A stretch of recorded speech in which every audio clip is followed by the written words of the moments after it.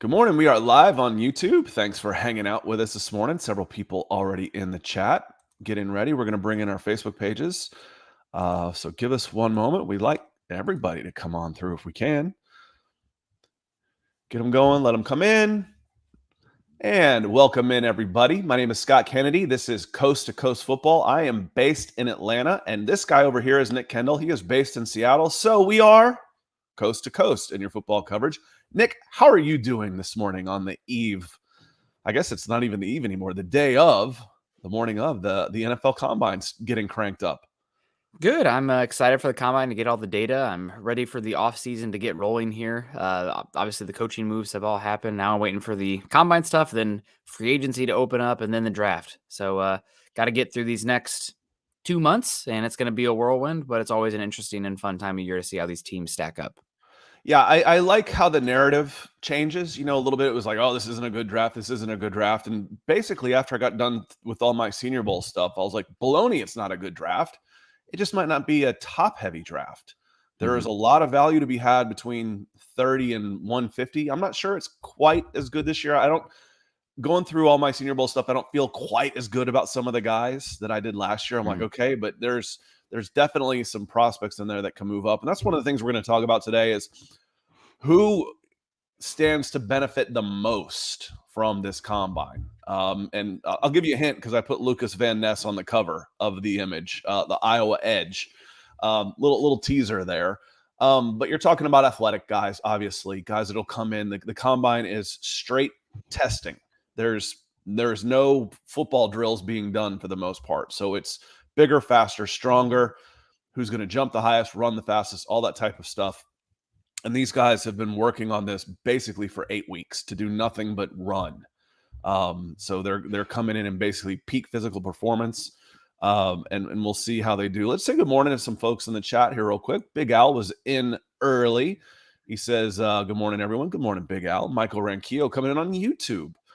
We are on Facebook as well, Michael. If you are more comfortable over there, let me know. But we love having you here however you enter the chat. Roderick Cook comes in with a question. He says, afternoon, Scott and Nick. Looking forward to this. And he says, do the Falcons get a pick for Ridley? If so, where? The first question has been answered. The Falcons do get a pick for Ridley. If so, where has not been answered yet. It is conditional. So they get a pick for trading him. It can be upgraded on if he makes the roster, which he should. And it can be upgraded again, I think, as high as a second if he signs another contract. So he's in the last year of his contract, his rookie contract, I think. I think this is his 5th-year option of his rookie contract, despite the fact he'll be 29 years old this year. This will be his, or 28. He's older. This will be the 5th year of his rookie deal. If he signs another contract with him, it's like it's a 4th, can be a 3rd if he makes the team, and then a 2nd if he signs another contract, but that will be for next year. I'm pretty sure that's because you don't know that until 2024. So correct me if I'm wrong. I'm pretty sure you get. Go ahead. I think you get a 5th rounder this year. Okay. I think there's a 5th rounder this year included. Yep. So it was 2 picks, and I believe one of them. The important one's a conditional that's attached, and I think it can go as high as a 2nd rounder. You're correct. Yep, so, I looked it up right before the show because I saw Roderick's comment. Okay, well, thank you. Brad D coming in says, good morning, all. Good morning to you, Brad, as well. And Dominic Caramillo coming in saying, good morning, Scott, Nick, Dog Nation, Broncos country. I hope you boys have a great week. Best duo in the biz. Thank you, sir. Appreciate it. Joe Cannon coming in with the great morning, Scott and Nick, as well to you. Dave Glassman as well with the hearts and stars and the Let's Ride Kansas license plate. Chris Walker coming in. Made it early today. We've missed you a little bit lately, Chris. Coming in a little late. So appreciate you being here. And Kevin has confirmed what Nick said because he looked it up, was a 5th this year. So, okay, that 5th, then, okay, it's a 5th. But you know who else was a 5th last year, Nick? Tyler Algier. Yep, running back. That turned out to be a pretty good 5th round pick. That turned out to be a pretty good 5th round pick. So he turned out to be Tyler Algier set the rookie rushing record for the Atlanta Falcons. Running back out of BYU, 5th round pick, had a pretty good season. I wouldn't expect it to hit that well again, but that's not a bad pick. And then a conditional one for 2024 will be nice. So good morning and thank you. Yeah, the Broncos had 3 fifth-round picks last year, and none of them hit as of now. Montrell Washington, Luke Wattenberg, and Delarian Turner-Yell. So, fifth-round picks don't typically hit as much as Tyler Algier, but you still like to have the lottery ticket. Where was Awazarike taken? Was he a fourth rounder? Yes, he was an early fourth-rounder, like one of the first picks of day 3. Him and Damari Mathis were back-to-back. Well, those were in the fourth. Those were pretty good picks then. Yeah. Damari Mathis, especially, and then a player like Awazarike takes some time to develop a Mhm. little bit. Nick, what we're gonna do is we're gonna talk a little bit about some of the guys, a little draft preview here. Some of the guys we're really looking forward to seeing test and run. How they can help themselves, who might hurt themselves. If it goes anything like last year, those guys were running on the Bonneville Salt Flats. And then we'll go through a quick mock draft, and we're going to try and do all 31, all first round picks this week. We won't spend as much time in the top 10 because we've hammered that the last couple of weeks. But Nick, who are you really looking forward to seeing get out there this week? Yeah, Lucas Van Ness is one for sure. Obviously, we talked about that. 6'5", 275, and there's some talk he could run about a 4.5 40 and jump extremely well. Also, in the same vein, lumping together those top edge rushers, Tyree Wilson, is he as long and as explosive as people talk about? And Miles Murphy. I mean, those are the guys right now that if I was the Falcons would be on my short list for that pick. So those guys further down, then I'm excited to see some of these wide receivers, specifically a guy that I really like this class is Tennessee this year, but I think You he's a broke up really on me good on that one, athletic Nick. specimen The, to the, play an the X player from receiver. Tennessee, which is the player you're looking forward to seeing? Cedric Tillman. Okay. Cedric told me you're freezing up on me just a little bit. I tell you what, when I start thinking size and speed, when we're talking about those guys, and we know Lucas Van Ness has started to get some of his talk. He's been mocked as high as number 8 to the Falcons. Another player who's got that type of size, 6'5", 270, defensive end edge rushers, Keon White out of Georgia Tech. He is raw. He doesn't quite know what he's doing out there, and I don't necessarily mean that as an insult. I watched him try and beat everybody with speed at the Senior Bowl. Well, you're 6'5", 270. Let's learn some leverage and do all those things that coaches are going to put into you, because you can't coach 6'5", 270. He's got natural gifts that a lot of guys just don't have. So I'm very interested in seeing how he tests, because this should be an event that is tailor-made for a player like Keon White, who right now is sitting kind of in the second round, but with an unbelievable type of next 6 weeks, starting here at the Combine and then a pro day, could find himself in the first round. Yeah, he's an absolute athletic freak. So the name I was saying there was Cedric Tillman, wide receiver from Tennessee. And then I think the talk of the town in Indianapolis this week is probably going to be quarterback Anthony Richardson. Mm-hmm. He's going to throw and test. I know that there's some odds that he could go number 1 overall after this week. I mean, the Cam Newton comps, I think, are going to fly after we see him run and throw this week. So excited to see what he can do as well. I think he's the most interesting player in the probably in the entire combine right now. One of the talks of the town right now, we hit some other news, is Derek Carr. He is there meeting with several teams right now. He's met with the Saints twice. So, the NFC South, pay attention. He's met with the Saints twice, meeting with the Panthers and meeting with the Jets. The Saints make a lot of sense for him. So he is one of the talks of the town right now too. Jalen Carter. When we're talking about size and speed, it was, think of what Jordan Davis did last year at the NFL Combine. It's just that his ability to move at that size was almost unheard of. And Jalen Carter isn't quite as big, a little taller, right? Well, I don't know. Jordan Davis was so huge that he was so wide, you didn't think of him as being as tall, but he was 6'5". Mm-hmm. Jalen Carter's a little leaner. He could come in and really have people wondering, does Chicago, do they want to come out of this spot? Or do they want to make sure that they get Jalen Carter number 1 overall?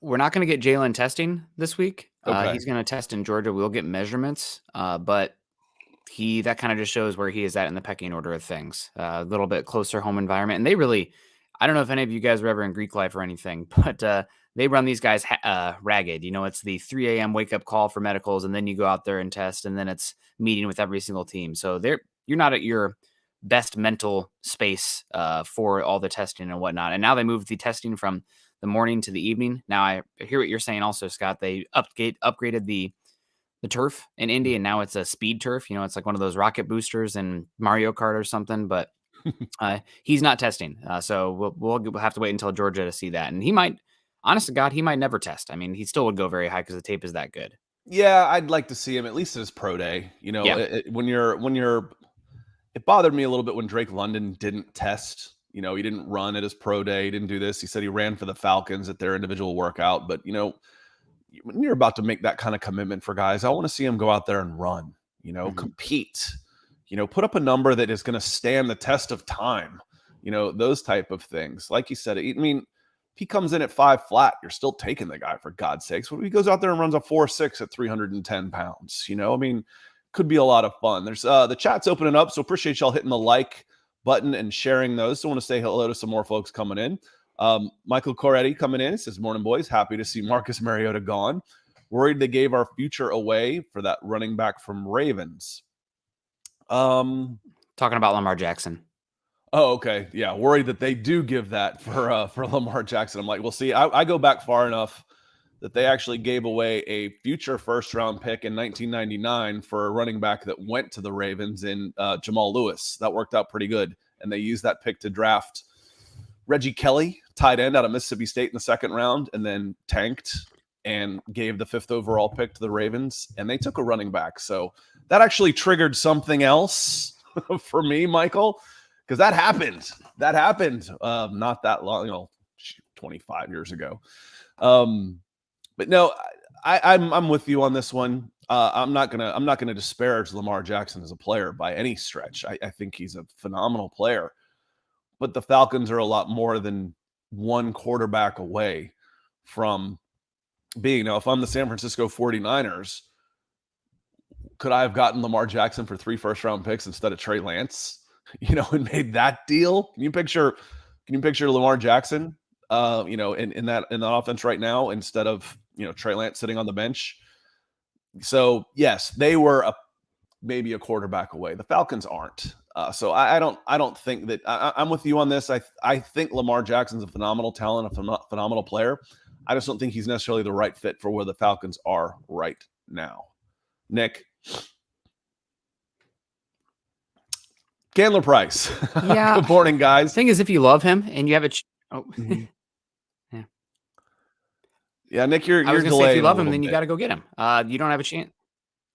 Okay, well, I was going to say if you love him, you go get him. Quarterbacks don't fall from trees, and if you have a chance, even if it's not the right window right now, you went for Deshaun Watson last year, and you were still a pretty far away team. So if you love him, go get him. Yeah, Candler Price comes in. He says, good morning, guys. Good morning to you as well. And Brad D says, the young man from Iowa State may surprise that year.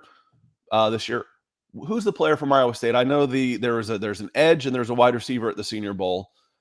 Which one of those is considered to be the higher prospect? The edge? Xavier Hutchinson. Yes, correct. He's really long wingspan, played a 3.5 defensive end, and he might test pretty well also. I could see him doing well enough at the combine where we're talking about him at the very end of the first round, given the positional value and everything he plays. Philip Hogginson says, good morning. Good morning, guys. Good morning to Dr. Van Nostrand as well. Mark Schrader joining us on Facebook. Good morning. Good morning, Mark. Appreciate you coming in. And Dominic's kind of saying what we're all thinking here right now is, Nick, bro, you need a better internet provider. If not a router. I have actually 3 separate routers in my house. 4 if you include the one that's provided from Xfinity. I don't connect anything to Xfinity except my own routers. So I do actually run 3 separate routers in my house. But might get an extender. That's something to look into. Joe Cannon talking about some of the players that could do could really help themselves. BJ Ojolari, wide receiver Parker Washington, and cornerback Jalen Jones. What wide receivers are you looking forward to watching? I know that when we're talking about athletic freaks, the TCU kid is someone who has piqued your interest in the past. Yeah, I really like Quentin Johnson as a height, weight, speed option out there. You can do in the screen game. He's not very nuanced as a wide receiver right now in terms of the route running, but just such a dynamic athlete with the length and the ability to high point the football as well. Somebody who I think should go middle to end of the first round. Jordan Addison, much smaller, but much more nuanced wide receiver in this upcoming draft. He's a fun one. Zay Flowers apparently is bulked up to about 185. I could see him with his speed, even though he only plays a slot. So many teams, or pretty much only plays a slot. So many teams play 11 personnel. That's okay. And then I mentioned him earlier. I'm a big fan of Cedric Tillman in this upcoming class. He played with an injury this last year, but I think he is a height, weight, speed monster out there that could be a really good day 2 pick for whatever team gets him. So, again, if one of those guys piques the Falcons' interest, it wouldn't surprise me if they end up getting linked to another guy they could use. I mean, you've spent top 10 picks on pass catchers, but you're still one short. Again, I think everybody, for the most part, wants the Falcons. Most Falcons fans want defense. But if the right defensive guy isn't there, but I think they will be at 8, Nick, even if it's another corner. There should be a corner. There should be one of those edge guys. It's got to be corner or edge, I think. Unless Caleb McGarry is gone by then you have to seriously think about replacing a right tackle. You don't want the strength of your team, which turned out to be the offensive line, to become a liability, because then you're going backwards instead of forwards. Helping us go forwards is Mark Schrader, coming with some stars. Thank you, sir. Just a reminder, if you appreciate the effort, you can donate super chats on YouTube or stars on Facebook. We're set up for both. So thank you very much. And Brad D says, are the Falcons still linked with Anthony Richardson? And I'm going to couple that with the comment here from Dr. Van Nostrand that Richardson has Tebow 2.0 written all over him. Perfect for McVisor and the Raiders. I think they're different types of athletes. Obviously, Tim Tebow is one of the strongest players, pound for pound. He was a quick fullback type. Anthony Richardson's a little leaner, a little more fluid. And frankly, from a throwing perspective, Anthony Richardson has an NFL arm and release. Tim Tebow didn't. For all the talk, he's reworking his release, blah, blah, blah. That's nonsense. By the time you're at this stage of your career, you've thrown the ball 100,000 times. Your release is what it is. He had a big loop in his release. He was always going to have a big loop in his release. He had a strong arm. Tim Tebow had enough velocity to play in the NFL, but his arm action and motion was too slow to get rid of the ball. And a tenth of a second is 3 feet. It's a full yard out in the NFL, 40 yards downfield. That's all it takes for a defensive back to close. Anthony Richardson doesn't necessarily have the accuracy yet, but I think he is a better quarterback prospect than Tim Tebow ever was for the NFL. Yeah, no doubt. And there's some really good things from him. I mean, just again, Cam Newton's going to be the comparison that flies. He's a freaky player. It's going to come down to the intelligence and work ethic. And I've heard that he's a smart kid as well. Question is, does he have that dog in him? I don't know. We'll see. But somebody's going to take a chance on him, and he's going to go in the top 10. And it could be the Atlanta Falcons. Really could. I mean, you talk about a player that could be awesome in that scheme with the ability to run and the power element as well, the running game. I mean, a lot of fun. We just saw how successful Jalen Hurts was this last year. It might take a couple years to get there, but it's the upside that you're going for there. And if there's a position to swing for upside, it's quarterback. Yeah, and again, if you're stacking quarterbacks and he never beats out Desmond Ridder, okay, did you waste that pick at 8? In theory, you could say that, but if I got the equivalent of a top 10 pick play at quarterback out of Desmond Ridder, great. That means you're set at quarterback. It could be insurance of some part. If they feel good about Ridder, I'd want the Falcons to go in a different direction. But if they're not sure about Ridder, then Richardson could be a very intriguing prospect in an Arthur Smith type of offense. The way they run the ball, run and throw, run to set up the throw, et cetera, et cetera. Candler Price comes in. He says, how about a quarterback at 8? Weatherspoon from Illinois, possibly Ringo from Georgia. I'm all about a cornerback at number 8, if that's the right guy. I prefer pass rush before cornerback, but if the pass rush isn't there, you can absolutely go cornerback. we talked a lot about that last year at 8 spot, but Stingley and Sauce Gardner came off the board before 8. So the two that you would have taken in that spot were gone. I would have gone Kyle Hamilton at 8, not necessarily a position of need, but a safety and a game changer. Ended up being the number 1 ranked wide safety in the NFL by PFF. Local kid, Atlanta. I would just thought face of your defense and all of the other things that go with it. Drake London's a good player. That was a good pick. You keep stacking good players, you'll be okay. But yes, cornerback opposite AJ Terrell is absolutely a need. And if the right defensive line guy isn't there, cornerback for me is your second most valuable pick for the Atlanta Falcons at 8.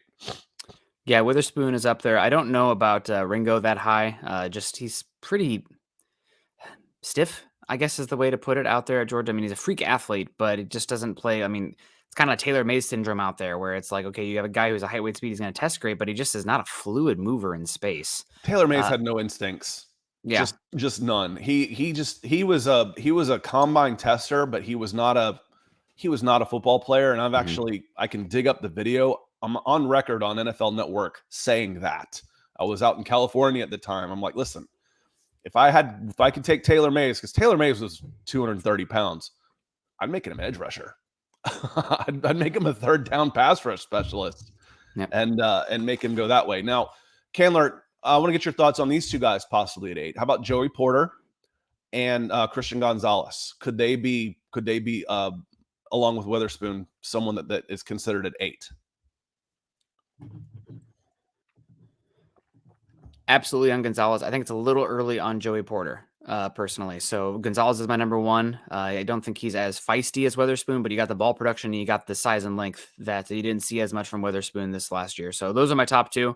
If you wanted to scream Witherspoon number 1 over Gonzalez, I would not fight you. They're neck and neck for me in this class. And then let's see. Victor coming in says, good morning, guys. Brazilian Falcons. Good to see you, Victor. Feels like it's been a little bit. So welcome back in. Jamal coming in says, good morning, Nick and Scott in the chat. Rise up. Falcons fan coming in here for sure. And we talked about this a little bit. One of the very first mock drafts we did was Chris coming in saying Ringo is better at safety. When the Eagles were there at the 10 spot, we talked about them possibly being, could they take Ringo? And you said, no, the kid from Alabama is actually that guy right now. Would that be the right spot? And Candler says he likes not so high on Gonzalez, but is higher on Joey Porter from Penn State. We'll see how it plays out. The first week, Penn State versus Purdue kind of scared me from Porter. You get about 3 seconds in the play, and he gets super handsy and grabby, and I think there's going to be a lot of penalties early on from him. I also don't think he's an elite, not as smooth or twitchy of an athlete as Gonzalez. And there goes Scott with the cough. So hopefully you're doing well. And we're going to get into the first round here. Some other guys just to be excited about. I'm curious to see if Broderick Jones, offensive lineman from Georgia, tests as well as people have been talking about. They keep saying like Broderick Jones is not as polished as Peter Skoronski or Paris Johnson Jr., but he's going to test like a freak. Maybe athleticism is a little bit overrated compared to the technique and the body type for the tackle position. But if you can have a guy who's springy and explosive, that plays on the offensive line most of the time. You can't. Who was the guy from Auburn about a decade ago that went number 2 overall and was just horrible bust? Greg Robinson. Greg Robinson. Yeah. So like you got to have the technique still. But he's one I'm really excited to see how he plays out. And then after that, it's the tight ends. I'm curious to see the testing numbers on this tight ends because there are so many great tight ends in this class, and the testing numbers could really help sort some of these guys. Darnell Washington, Luke Musgrave, Sam Laporta, Dalton Kincaid, Tucker Kraft. I'm sure I'm forgetting somebody as well, but this is an awesome tight end class. And just to get the data from this tight end group is going to be really fun to help, settle some of those close battles. Right. Because if you're not sure, you're gonna take a look at the combine results and say, okay, I like both of these guys. This guy's an inch taller. I'm going to take him. It ends up, this guy was a 0.5 of a second quicker, not 0.5, 5/100ths a second quicker in the L cone. It might go that direction. Good question here from Joe. Is Brian Brisset and Miles Murphy sliding down draft boards? Brisset seems to be. Murphy doesn't seem to be. I've seen some other guys move up a little bit more. Tyree Wilson and Lucas Van Ness, their stock is rising. I don't know that that's pushing. That means that people think anything less of Miles Murphy, but Brian Bassett has gone from a top 10 to mid first, bottom first, out of first. So he seems to be coming down. Yeah, he struggled a bit this season. Now, granted, he had a tragedy in his family. His younger sister died of brain cancer before the season started. So that's, hard to really fault him if that was impacting him in any way, and thinking about him and his family saying that. But yeah, he's fallen down a little bit. Also, I thought his best tape this year was lined up almost as like a heavy edge, like a 3-4 defensive end type. So maybe he's not really a banger on the inside at, the 3 technique, 1 technique position as well. But yeah, it seems to be falling. Murphy, I think a lot of the Murphy talk will come back this week when he tests well. I think he's going to be a high level tester for his body type. And Candler says, if Darnell Washington is any other D1 school, he's the number 1 tight end in the draft. He's a freak with great hands. Might be a little injury prone, but wow, what an athlete. Yeah, the size and speed combination. I want to see the production a little bit, so that might push him down some. You're talking about Bowers. PFF did an exercise that's still on their like local news or something that says if every draft prospect was eligible, and frankly they should be, what would the draft look like? And I think Bowers went like 14th or 13th. He was in the early teens at the latest, Brock Bowers tight end. So he would be a top guy. Darnell Washington is going to be very, very intriguing for sure coming out. I want to come back up to Victor here. Victor says, which day 2 or 3 DLs and cornerbacks are the ones to watch in drills at the combine? Now, I'm not sure where these guys are ranked right now, but a couple of corners that I really liked at the Senior Bowl, Julius Brents out of Kansas State and Darius Rush out of South Carolina. And then I also really liked, I don't know how to pronounce his name. It's KYU, Blue Kelly out of Stanford, who was 6'1", 193. He's number 17. The kid from Stanford was really good. I would keep an eye on those guys for sure. Riley Moss, Iowa, cornerback. Keep an eye on him as well. So just a couple, and then there were a bunch of defensive linemen. There were a ton of them. I don't want to take up too much time right now. Just want to hand it over. A couple more cornerbacks that are probably a little bit higher rated. And you're talking day 2. I'm talking early round 2 types. Maybe they end up sneaking in the back of the first round. But Banks from Maryland might end up being the best press cornerback in this class. I know that there's some people who think he's right up there with Joey Porter in that type of mold this class. So Deontay Banks. And then you also have Tyreek Stevenson from Miami, who is very well thought of, could be a mid-second round pick.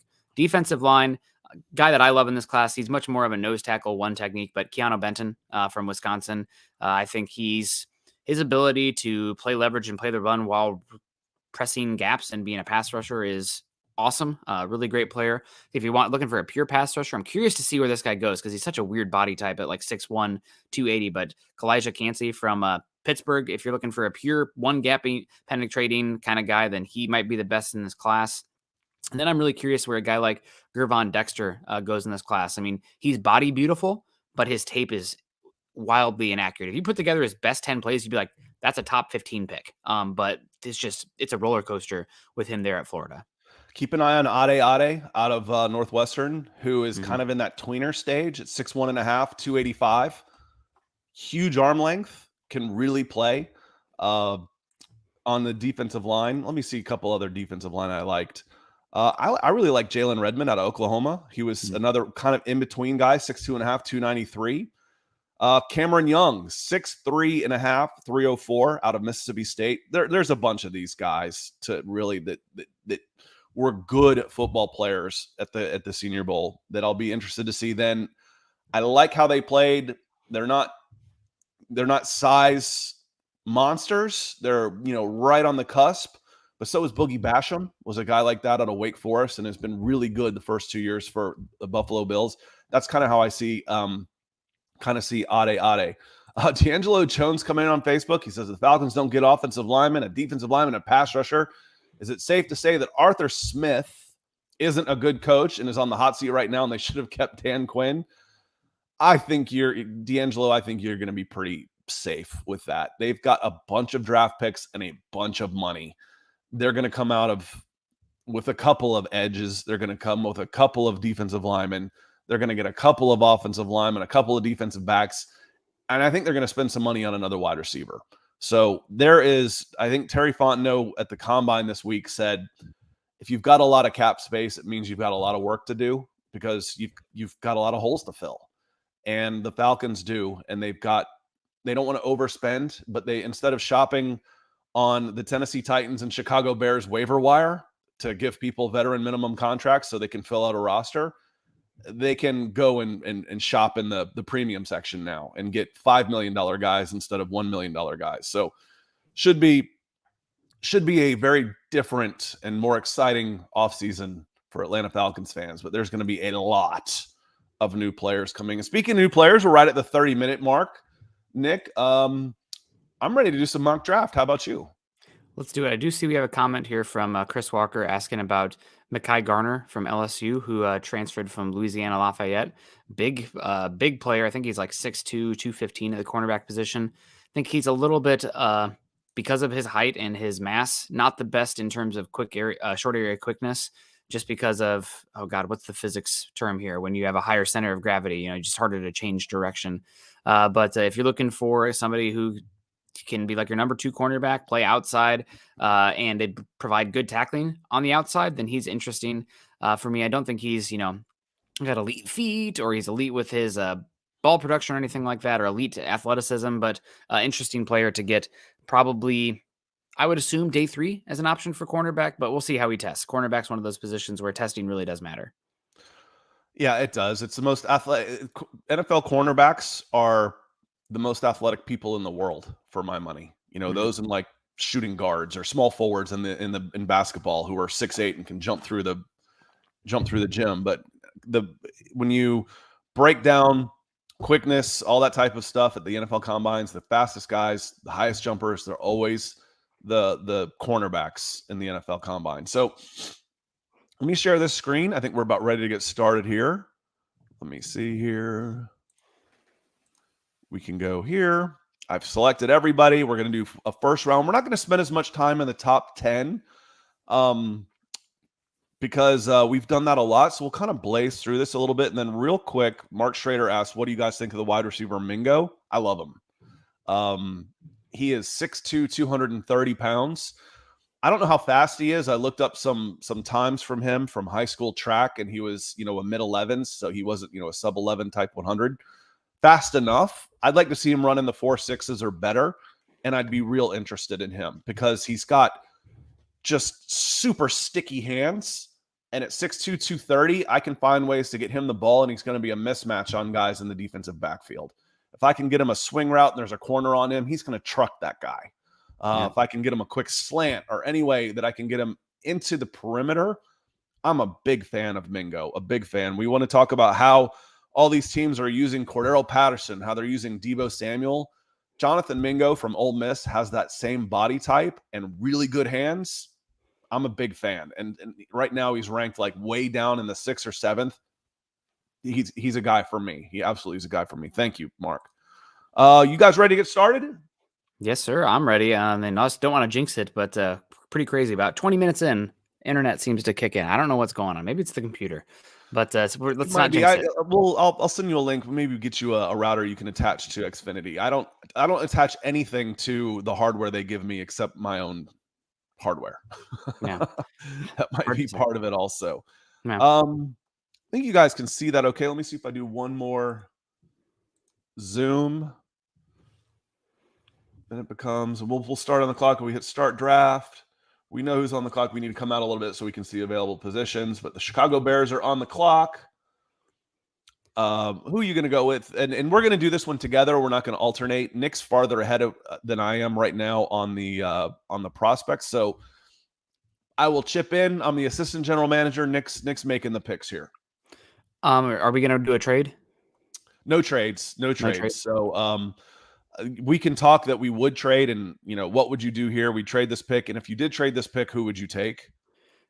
If I did trade the pick, it would depend on who I'm trading with. Because, like, let's say the Raiders want to come up to number 1 overall, it's going to take 3 firsts and play probably even more for me to consider that at all. But if the difference between the price for number 2 and 4 is significantly Right. I guess, different, it would matter who is there on who they yeah. would take. So, the Bears, they're pretty solid with Justin Fields. I think Jalen Carter is the top prospect in the draft, other than maybe Bijan Robinson. Mm-hmm. I'd Yeah, let's go I'd Carter. go with him there. Fine with me. Okay. Houston Texans. Let's go Bryce Young. Let's just go lickety split here. There'll be a conversation, but we're trying to get through the whole draft. We want to do that. Cardinals, I think this one will go with Will Anderson. I agree. And now things get interesting.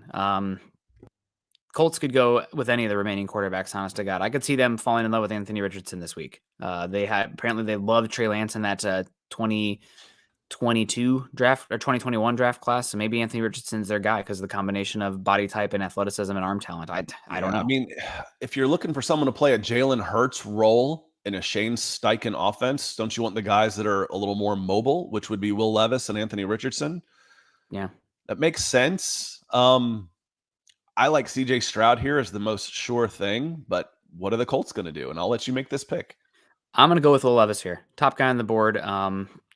Just kind of mixing it up. If you guys in the comments are kind of upset about that, sorry, but we're just kind of running through it here because we got to get through 32 picks. Now we got the Seahawks on the board. I think now is the time for them to go out quarterback as well. This is a team that I think they have a lot of good building blocks. I would go CJ Stroud here.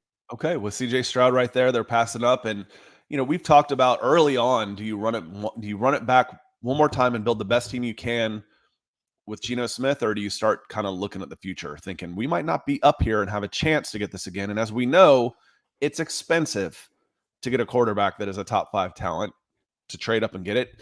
The Seahawks were a beneficiary of one of those expensive trades when they dealt Russell Wilson. So they take CJ Stroud. The Lions are on the clock. They feel pretty good about Goff long term. They're looking at quarterback, but I think that with how the run has happened here, they'll go elsewhere. So where do you want to go? You want to try and get an outside partner for Aiden Hutchinson? Yeah, I think let's go Tyree Wilson here. Getting a knee biter is whatever they talk about, biting people's ankles. So filling out that board quickly there. Now we're on to the Raiders. Raiders are probably Raiders can go with a number of things. I think we should go with Peter Skoronski here for the Raiders. I think they're going to go with just super safe position here. They need offensive line help horribly. Josh McDaniels lives in the offensive world. So I think that I'm going to lean into Peter Skoronski here for the Raiders. If you feel somebody else, then you think they're going to have their quarterback situation settled before the draft? I think they're going to bring in Jimmy Garoppolo. Okay, so that we're making this pick under the assumption that the Raiders are done at quarterback before the draft even comes around. And you said Skoronski, which is about as sure a thing as there is in this draft. Mm-hmm. Nice safe pick. Could he be a Chris Lindstrom type of pick? You're like, oh, and then wait, I've got one of the best players in the NFL. Zach Martin. At a position that just isn't necessarily as exciting. Yeah. So that's my thought, at least. That leaves us with the Falcons at number 8. You've got Weatherspoon, Quentin Johnson there, Gonzalez, Richardson, very intriguing, Lucas Van Ness, et cetera, Brian Brisset. What do you think here? Miles Murphy, he's slid down on PFF's board some. For me, it's between Christian Gonzalez, Devon Witherspoon, Lucas Van Ness, and Miles Murphy. So any of those ones I'd be fine with. I'm going to probably lean my guy that I'm more comfortable with and Lucas Van Ness in this, but I'm not the Falcons guy here. So I'll let you take the wheel on this. But I think that, with the draft combine coming up and some talk that Van Ness is going to do it, Daniel Jeremiah taking his shot with this pick a lot. It's a guy that I love. So that's the one I would pick. You get me a former hockey player that's 6'5" and 270 pounds, and he starts running in the 4.5s with strength and leverage on the edge. That's Lucas Van Ness. I'm real interested. So Falcons fans, I'm gonna go for a high upside here at edge, and I'm gonna take Lucas Van Ness at number 8. Panthers on the clock now. I think this is an Anthony Richardson home run pick for them. They don't have a lot of salary cap space. They need help at quarterback. They need investment at quarterback. Frank Reich's done a good job with quarterbacks in his history. So Anthony Richardson here for me, staying in the top I 10. agree. I think it makes a lot of sense. Um, there's not a lot of pressure to win right away. They don't have to throw them to the wolves. You can ease them in a little bit, and I think that is an outstanding pick for the Carolina Panthers with Anthony Richardson at number 9. Now we're on the clock with the Eagles can do whatever they want to. They'll go cornerback or edge here. You have the top 2 cornerbacks still available, and you have Miles Murphy also still available. I think any of those spots for the Eagles make sense for me. I'd probably go Miles Murphy for them. Okay. Yeah, I'm fine with that. If the Falcons went Murphy and Lucas Van Ness was sitting there, I'd probably go Lucas Van Ness. Lucas Van Ness sounds like a Ravens pick to me. Mm-hmm. So how do the Ravens end up getting this guy who ends up being an athletic, freakish monster and a destroyer on defense? Those are the kind of guys the Ravens end up getting. So this time we'll see if we're going to reach on their board for the Eagles to get Miles Murphy. Titans, it says wide receiver, tackle, edge for needs. Paris Johnson Jr. here for me. They just released Taylor Lewan. Their offensive line has been myriad of injuries and subpar. This is a team that needs to make that type of investment. That makes sense to me. And we've got the Texans on the board. They got their quarterback. Second tick. They've got a center here, and then it says DL. Or you've got arguably the top corner on the board, which is never a bad way to go. This starts to get to be tough for me. I think that you just took the quarterback here. You need to help the quarterback. I'm going to go with the best remaining offensive lineman here in Broderick Jones. He might be a little bit further down, but you need to just keep investing in this spot here to help that young quarterback, the small quarterback, not get hit as much as possible. I was thinking the same thing and thinking you might be able to go wide receiver here too, to help your quarterback. So one way or the other, we're on the same wavelength. Trenches. You go the Jets. Jets says it needs quarterback, tackle, linebacker. I think they're going to have their quarterback before the draft. They may do something in free agency and trade or something like that. I think they might be done. Yeah, this gets hard for the Jets. Jets are probably punching their screens right now after the top 3 offensive tackles go off the board before they're on the clock here at pick 13. So, the Jets could go a number of directions here. They don't really need wide receiver or cornerback, but it's at the point in the draft right now where you probably should just take talent where you can get talent. So I'm leaning Quentin Johnson. This is not a great situation for them by any means. I'm also leaning Devon Witherspoon because if you compare That's kind of what I was thinking, Nick. Yeah, with Witherspoon. I mean, like how I don't know their roster well enough to go who's opposite Sauce. Is he better than another rookie corner? Another cost-controlled first-round pick that could be your bookend corners going against Josh Allen twice a year, and all those weapons down in Miami. Yeah, I think maybe let's go to Witherspoon. He's just so talented and would be a fun player. Also, the fact that they have the height cornerback and Sauce Gardner, Witherspoon can be an inside-outside guy for you, which is a really nice compliment to Gardner. New England Patriots. I'm leaning Quentin Johnson or Christian Gonzalez here. They were horrible at wide receiver last year. They're losing Jacoby Myers in free agency probably.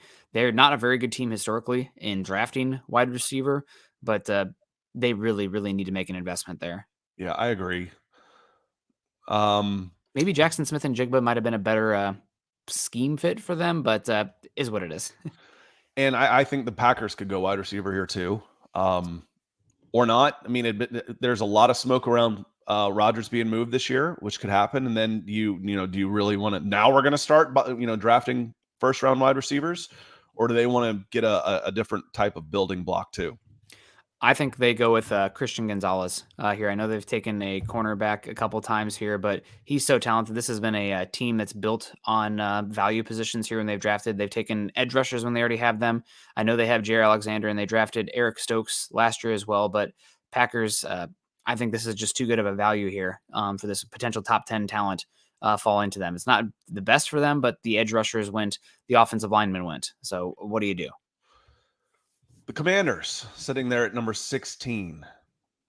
Commander's very upset about this pick that we just did with Christian Gonzalez. I think that maybe this is a Joey Porter Jr. spot for them. They are hoping probably for a wide receiver cornerback there, but with Gonzalez gone, Joey Porter might be the next best one. You have Deonte Banks right there with him, though, close nearby. But for now, we won't get too spicy, and we'll go with Joey Porter there. Pittsburgh Steelers says needs tackle, linebacker, corner. Yeah, they need offensive line, defensive line, either of those spots. Oh man, how high was Andre Carter there? Goodness gracious, that's ridiculous. Yeah, he was way up there, and I wouldn't. He's not going to get drafted in the first round while I'm sitting here. No, he might not get drafted day 2. But scroll down a little bit more. I'm just curious to see. This is where the draft starts to get interesting for me. Yeah. Yeah. Okay. Let's tight end. They have a Freiermuth, who's a pretty interesting good player, solid player for them. From Penn State, good player. So okay, let's scroll back down. Obviously, the draft kind of falls off a little bit here in this area. They need defensive back help. They could use, I mean, you got Cansey right there at the Pittsburgh connection. I just don't know if he's as good of a scheme fit. They kind of want some like, Stephen Tuitt, Cam Hayward, some guys who are length monsters there. So best guy on this board here for me would be Brian Branch. He's more of a nickel in them. I know he's, the defensive back history with the Pittsburgh Steelers. And if you get, if he's the best player there, so be it, right? Yeah, and I'm looking right now to see who their nickelback is. Cam Sutton, they might have signed him to a contract pretty recently, but Terrell Edmonds, I think, is going to be coming up here on a free agent, be a free agent here pretty soon. So yeah, let's just go with the best player here, Brian Branch. Detroit can go a little bit of everywhere. Again, nice having first round picks. When we went with them earlier, we went edge, didn't we? Mm-hmm. That's where Wilson went. Can you get, do you start stacking defensive linemen, or do you need a wide receiver here? This is where I start to consider Bijan Robinson as well. A team that with that offensive line, getting Bijan Robinson in there to maximize the next 4 seasons would be quite intriguing. The fact that PFF even has him on their board in the first round goes to speak of how talented Bijan is. I don't think I'm quite there yet, but definitely one that I just want to start tossing out there at least for them. So Detroit, God, let me pull up Detroit's roster here real quick. Hopefully that doesn't crash my doesn't crash my browser. But I'm also looking at Cansey just for a team that can get after the quarterback. We already took Tyree Wilson, or they took what's his face last year. They drafted Levi Awuzie Hudson last year too. Yeah, and I think they had James Houston, so they were pretty good on the pass rush. Yeah. You know what? I'm leaning here. This is a team that could use cornerback help. Let's go Banks. I don't know how early, if this is too early for Banks, but Okuda's not lived up to number 3 overall. Their other cornerback out there is Jerry Jacobs, college free agent. They just don't really have great investments at that position. So, hey, taking an edge in a cornerback, pretty much always good business in the first round. And we're a little more than halfway through when we've only taken about 15 minutes. So we're doing good here as we're running through this thing. Tampa Bay. Is Tampa Bay in a full rebuild yet? Or, what are their thoughts? It just feels like that they went all in, they won, now they've got to hit the reset button to me. They do need to hit the reset button. I mean, they're starting Kyle Trask, for God's sake. So that sounds like a team that's in rebuild. I think this is a Kalijah Cansey spot for me. Todd Bowles, pin your ears back, blitz, get single gaps for those guys. Kalijah Cansey would be great in that type of defense. Well, you stay fairly close to home and get Brisset in that spot too. Seattle Seahawks says they need trench help. Brisset might be pretty good right there then. Yeah, they do need trench help. Without a doubt. I mean, this is a team that could use edge as well. We just went cornerback. So let's see who the top. Let's scroll down a little bit just to see who's available here. Still pretty early for them. Man, we could call our shot and say, let's call our shot. I'm going to go BJ Ojulari. I think he's ranked 36 here, but I think he's going to test pretty well this week. He's kind of a finesse rusher, but this is where I think would be my next one on the board there with Nolan Smith's injury. All right. And you're going guard there. Osiris Torrance is good, but that's a little high for me. Yeah. I think they need a center. There's some good centers in this class. I'd try and get one in the second round. They have the Broncos second round pick as well. Yeah. Edge. Chargers here. Now they're losing Keenan Allen. You stay home and go Jordan Addison here, wide receiver. Yep, let's go Jordan Addison. I think it'll be an interesting conversation between him and Jackson Smith and Jigba, but and we might be way too low on these wide receivers given how bad the wide receiver free agency group is. Some of these guys could be snatched up earlier than this. We'll have to remember that the next time we run one of these full mocks, that if it's even close, probably take the wide receiver. But Addison here for me. Ravens. All right. Who's the guy that tests like a freak that everybody has passed on at this point? Yeah, good question. Let's scroll down a little bit. I'm leaning wide receiver for them here. Bijan Robinson would be another interesting one for them. Will McDonald would be fun for them. Antonio Johnson's an interesting player. Just keep scrolling down. I'm just curious, like where the cutoff is for some of these guys. There's DeJuan Jones. There's Adi at 45 for you. It's a little too high. I'm a big fan of him though, but not necessarily first round. There's Jahmyr Gibbs. Gibbs would be awesome for them in this spot. They'll get Keon White in a second. Yeah, he'll probably end up going in the back end of the first round to somebody. But where I'm at right now, I think Jackson Smith and Jigba is the pick. Okay. Yeah, I was thinking him or Brisset. Brisset's got, I think, a lot of upside. Didn't necessarily live up to it, and the Baltimore Ravens do as good a job of anyone of getting the best out of people's upside. Mm-hmm. And now we're on the clock with the Vikings. I know this team had a horrible defense last year. Their top positions here needed our defense, but this is a team that also needs a wide receiver, in my opinion. They have Justin Jefferson, but after that, Adam Thielen is a shell of his former self. And I think getting somebody like Zay Flowers on this team could create a totally different environment and option for them. I mean, you want to help Justin Jefferson, get somebody out there like Zay Flowers who can take some pressure off of him on that offense. So I think Zay Flowers would be a great pick for them here, and a totally different kind of player than Justin Jefferson as well. Jacksonville, staying in close to Gainesville, going to Cyrus Torrance, get your guard here. Does that make sense? If it says that's their number one need, keep building that offense, keep protecting that quarterback, build on the running game of that offense, like, especially as much money as they've spent, on the other side of the ball. The number one lineman still Anton Harrison. No. Cyrus Torrance there makes sense. They have tackles. They need. Yeah. Yep. Let's go Cyrus Torrance. That's very much a Doug Peterson type of selection as well. Cowboys at 20, or actually they're next. The Giants on the clock. Wide receiver, Giants tight end. About, we see a tight end go here? Yeah, Giants are probably punching their screens as well after the run on wide receivers we just saw. Oh, we're only 5 picks away, and there's 3 wide receivers. We're definitely going to get one. Oh, run of 3 in a row. Sorry, Giants. I think this is a good spot for Michael Mayer. The first tight end off the board, get a solid, safe option for them. So Michael Mayer coming off the board here. Yeah, I like that pick too. Dallas Cowboys, wide receiver DLLB is what PFS says their biggest needs are. Jerry Jones isn't going to be able to help himself. Bijan Robinson. Tony Pollard's a free agent coming off injury. It sounds like Zeke Elliott might be a cap casualty as well. They're going to need a running back. Bijan staying home. I mean, this is narrative writing here. It just makes sense, doesn't it? I like how you put that. Jerry Jones won't be able to help himself, and it does. It makes sense. And there, it's interesting. The 50-year option in that spot wouldn't be nearly as bad as if he's up higher. It's interesting because the 50-year option on a first rounder is higher than the franchise tag on the running backs, depending on where they're taken in the first round. So yeah, you get 5 years out of Bijan Robinson, you're gonna be pretty happy with the 27th pick. I like it. Bills on the board here. They could go a number of directions. Maybe this is a Brian Brisset selection here for them. Maybe they supersize that tight end room with Dalton Kincaid, or I don't even know where he's out on the board here, but maybe this is a Darnell Washington spot. Is that too much of a luxury for this team? I think it is, especially if it says you need interior line, do you reach here would it be considered a reach? I mean, if Cole Strange can go in this spot last year, John Michael Schmitz is a better prospect than Cole Strange was in this spot. And if I need a center, I've got a day one plug and play starter for the Buffalo Bills at center if I have John Michael Schmitz.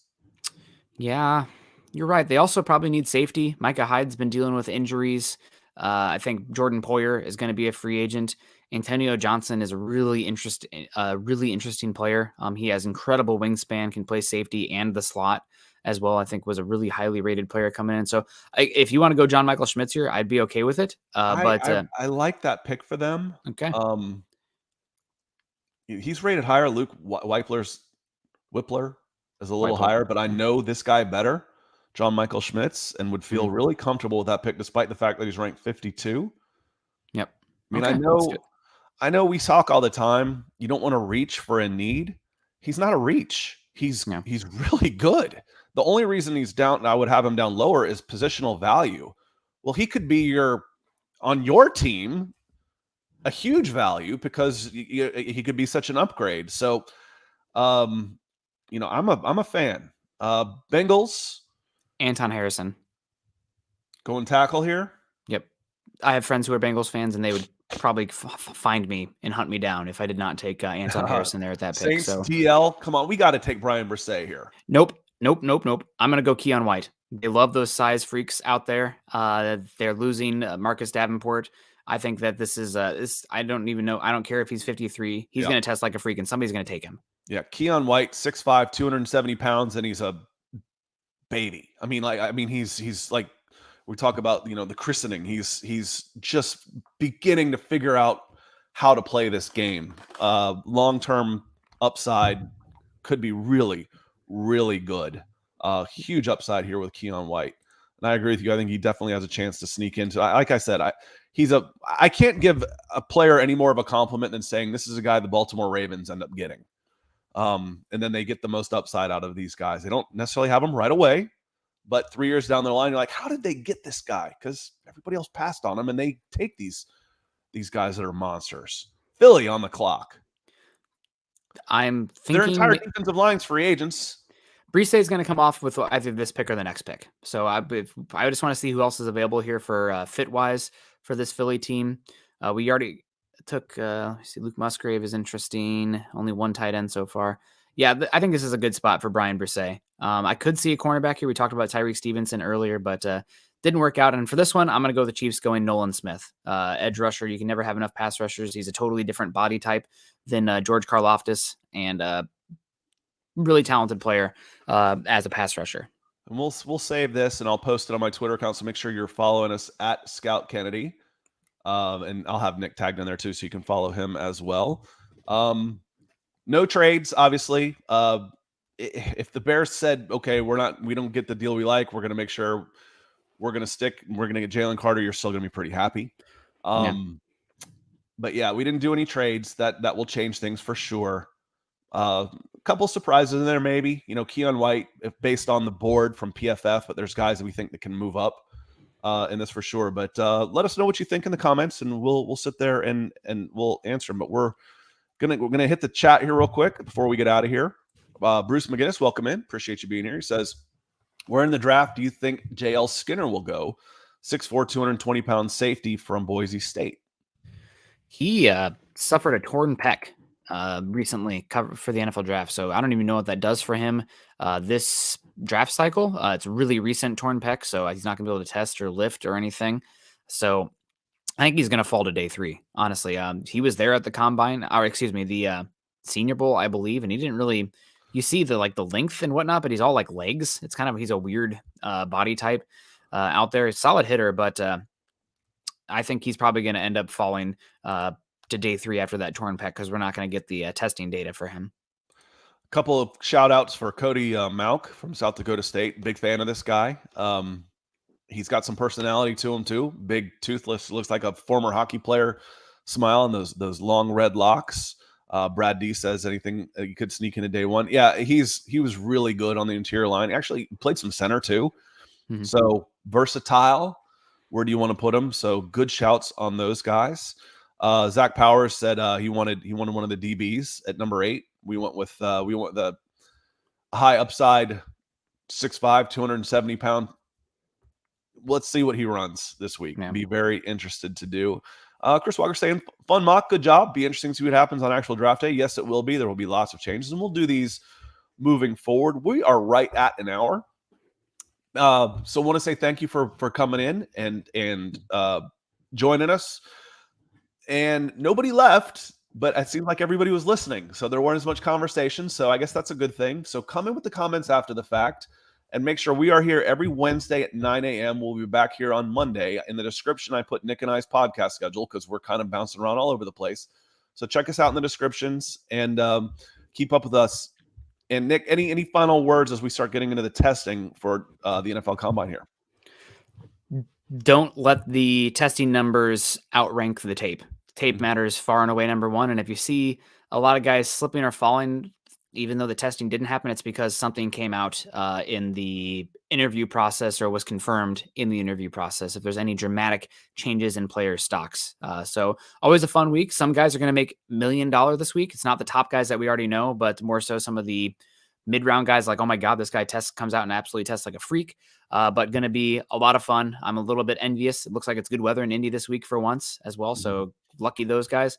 And also the media, I guess, gets to go watch the drills now. It used to be when I was there, they'd put us in this unbelievably large windowless conference room. And we'd go in there, we'd do the interviews in another giant conference room, and then have to go back to our little rows tables and go in and write our articles and make phone calls and stuff. I'm like, wait a second, this is just a interview. I mean, they literally fly the media out there to interview the coaches and GMs, and then both sets fly back to home base, wherever that is. Like, what a weird song and dance that the combine pageantry is outside of the testing. But yeah, it's going it to be used to interesting. be very, very closed until they realized they could make a bunch of money by opening it up. So yeah, there's interest in this thing. So I've always been a fan of the combine and the testing and the numbers. Use it to, trust but verify. There's some guys I saw that I liked on, watching them in person. I want to see now, do their physical traits translate to the next level? There's certain baselines you want to have. I call it the enough factor. And it kind of, the better you test, the less productive you have to be. There's kind of a line graph there. And the more productive you are, the less you have to test. The best guys are the ones that test well and are productive. Those are the ones that go in the first round. So we will be back again on Wednesday, and we'll have post-combine reactions, and we'll do another mock draft next week after the combine to see who has moved up and who has moved down.